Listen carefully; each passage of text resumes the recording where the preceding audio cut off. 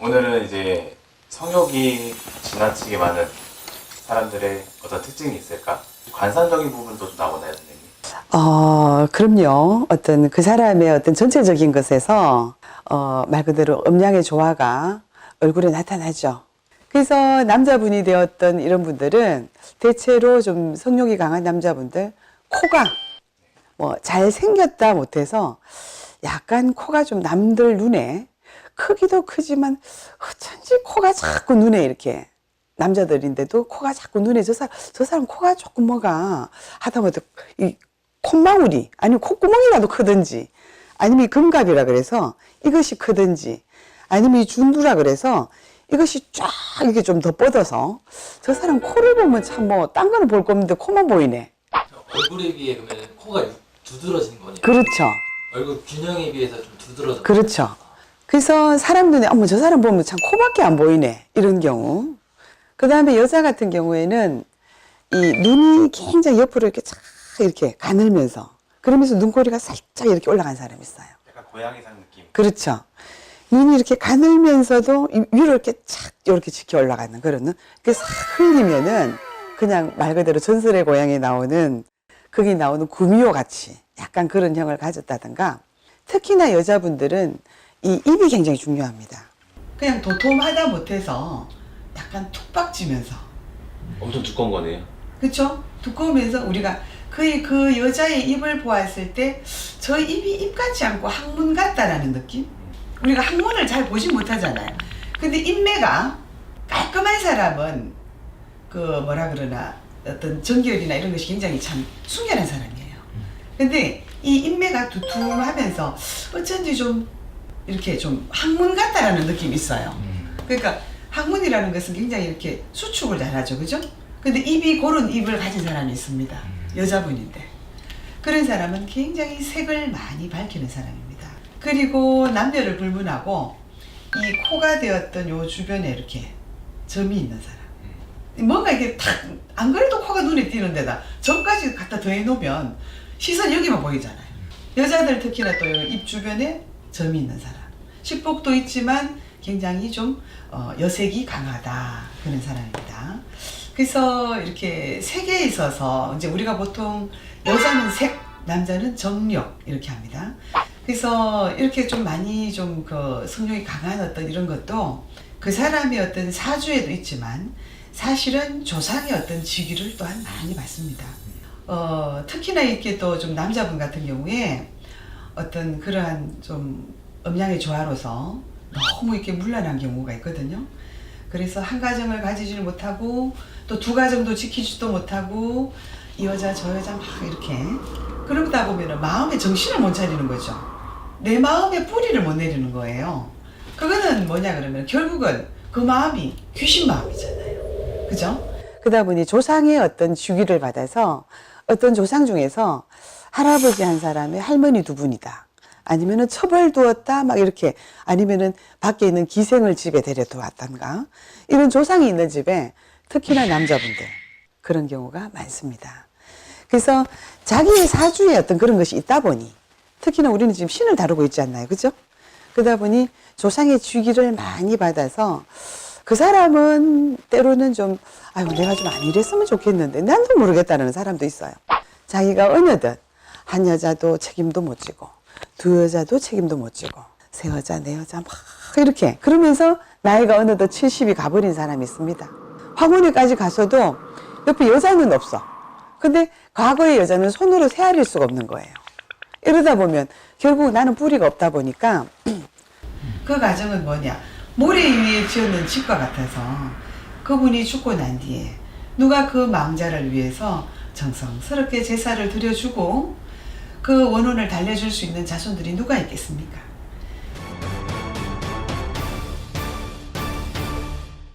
그래서 남자분들은 특히나 이 음양의 조화 조심하셔야 되고요. 또한 여자분도 마찬가지입니다. 이 음양의 조화 때문에 사실은 실패도 겪고 인생을 정말 망조가 나서 굉장히 힘들어 하시는 분들이 많다 보니까 그래도 내 사주에서 너무 이 음양의 조화와 정력과 어떤 색으로 인해서 좀 내가 너무 힘든 것 같다 이런 경우에는 우리 무속인 선생님들이 이렇게 찾아오셔서 여러 가지 비방이 있어요.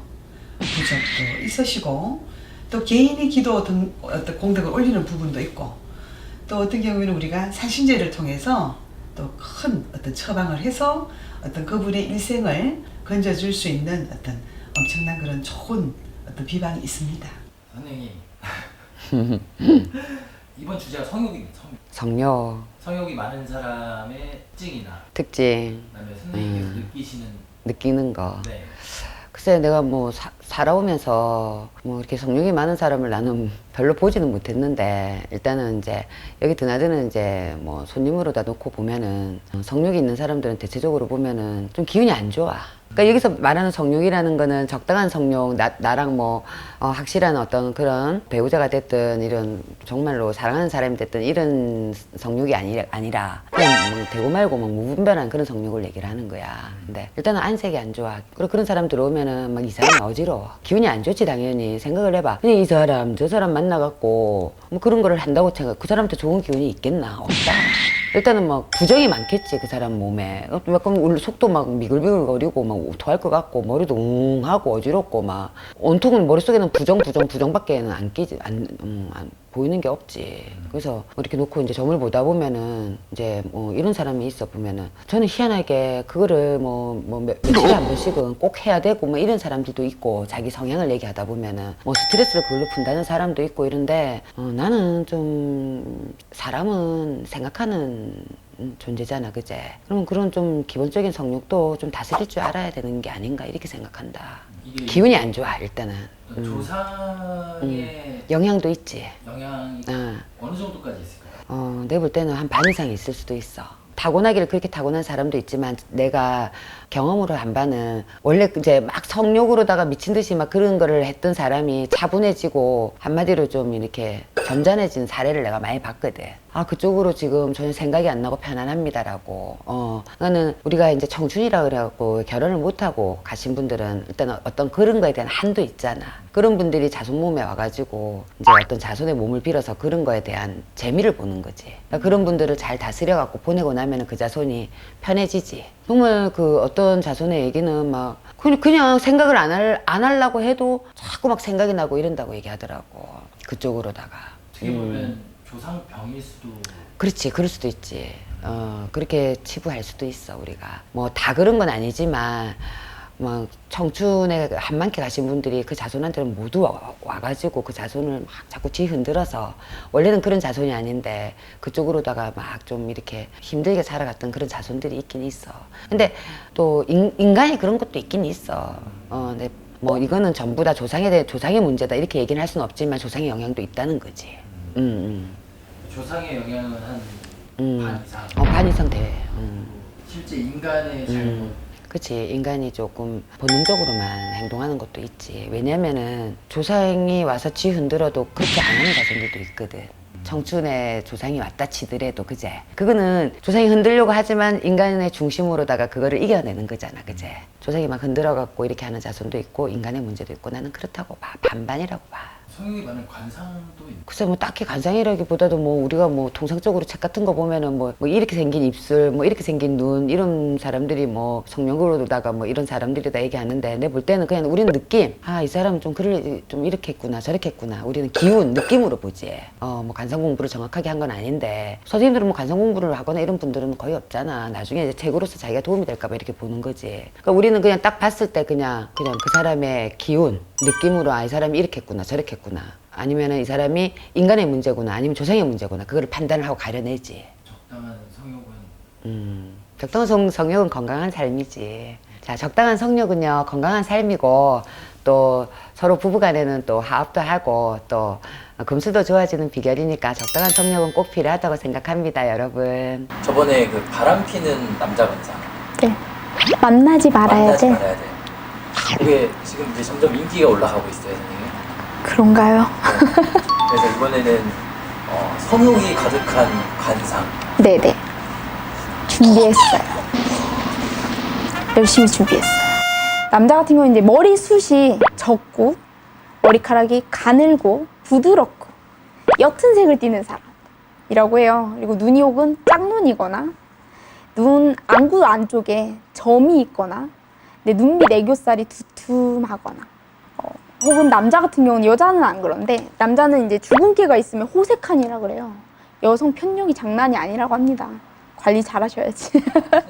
질문이 주근깨랑 기미랑도 틀리죠. 아, 네, 주근깨가 원래 타고나신 분들 있잖아요.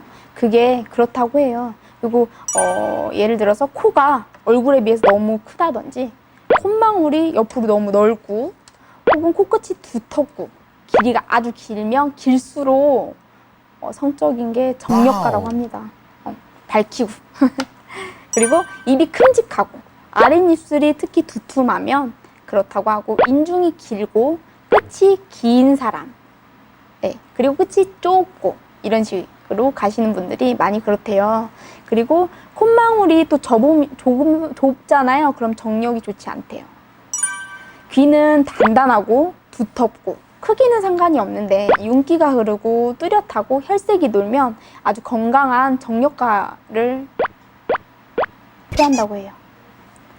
여자 같은 경우는 눈썹이 이렇게 옛날 이제 예쁜 여성분들처럼 눈썹이 반달형이고 눈두덩이가 두텁거나 혹은 눈두덩이가 뭐 눈꺼풀이 여러 겹으로 져 있는 살이 좀 두툼하다든지 그리고 살집이 많고 뭐 애교살이 두툼하다든지 눈매 끝이 뭐 이렇게 이쁘게 연예인들처럼 이렇게 여우처럼 올라갔다든지 미간이 좁고 깨끗하면 또 여자도 정력가라고 합니다. 그리고 입술이 두툼하거나 아랫입술이 두툼하면 여자들도 많이 그렇고 그리고 웃을 때 윗 잇몸이 다 보이면 매우 정열적인 성향을 가지고 있다라고 하고요. 여자는 콧대가 낮으면 낮을수록 이렇게 많이 밝힐 수도 있다라고 하는데요. 코가 낮으면 낮을수록 네, 그렇대요. 그러니까 아무래도 남자에 비해서 남자랑 똑같이 콧대가 높으면 높을수록 서로 부딪히지 않을까요? 충돌이 되지 않을까? 전 그렇게 생각하는데 그러니까 남자는 높을수록 그렇고 여자는 낮을수록 그런다. 왠지 일리가 있는 것 같아요. 그리고 귀는 남자와 똑같다고 합니다. 크기와 관계없이 윤기가 흐르고 혈색이 돌고 건강하고 뚜렷하면 성적으로 매우 건강하다고 합니다. 선생님 근데 일반인들이 흔히들 생각하는 게 성욕이 많으면 바람기가 많다. 실제 그런가요?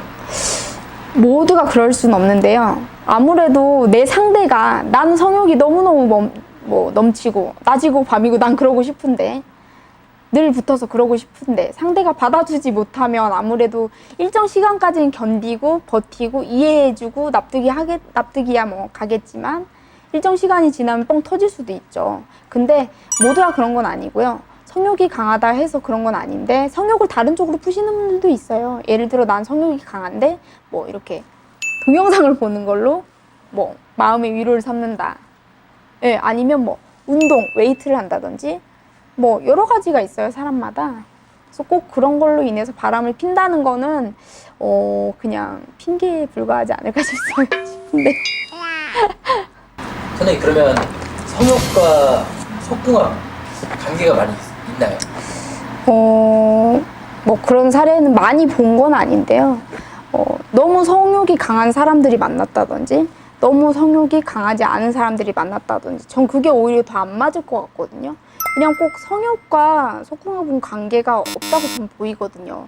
왜냐면 맞춰가는 것이고 그리고 그게 맞춰가는 것도 있지만 정말 그냥 처음부터 맞는 분도 있고 그러니까 꼭 이게 횟수 뭐과 관계가 있는 건 아니잖아요. 속궁합 자체가 그냥 한 번을 해도 잊을 수 없는 사람 그런 거기 때문에 성욕이 없는 사람과 강한 사람이 만났을 때도 큰 탈은 없을 거라고 생각해요. 결론적으로 이제 속궁합 자체가 이제 그것과는 무관하고 뭐 횟수와 뭐와 그런 거는 비례하지 않기 때문에 그냥 본인들의 그 맞고 안 맞고의 차이인 거라서 속궁합은 마술이다.